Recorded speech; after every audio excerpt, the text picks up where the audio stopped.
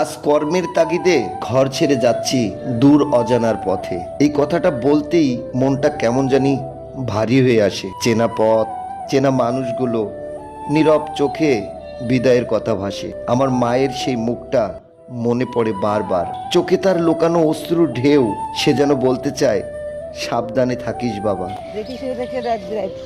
দিনকাল ভালো না। তবু বুকের ভেতর কাঁপে কত ঢেউ। আমার মায়ের সেই দোয়ার ছায়া নিয়ে পা বাড়ায় অজানার পথের দিকে। কারণ আমি জানি পৃথিবীর সব শক্তি লুকিয়ে আছে মায়ের আশীর্বাদে।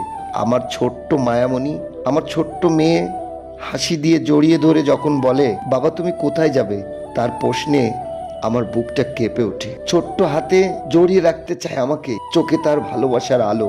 আমার ছেলে মেয়েরাই আমার স্বপ্ন, তাদের মুখেই দেখি আমি আগামীর দিন। তাদের হাসির জন্যই তো আমি সহ্য করি জীবনের সব কঠিন।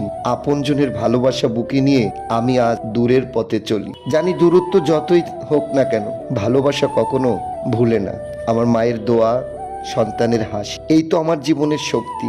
দূরে গিয়েও মনে রাখবো এই ঘরটাই আমার আসল শান্তি। আজ সবাইকে ছেড়ে দূরে যাচ্ছি কর্মের তাগিদে। মনটা কেমন জানি ছটফট করে, তবু যে যেতে হবে।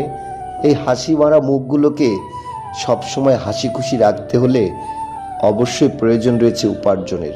আর সেই উপার্জনের তাগিদেই আপনজনদের ছেড়ে যাচ্ছি দূরের পথে।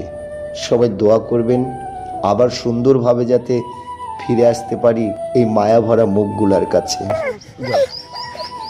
যাও বাবা, না তুমি তোমার জন্য পুতুল নিয়ে আসপার না আমি। যাও মা, চলো আসো।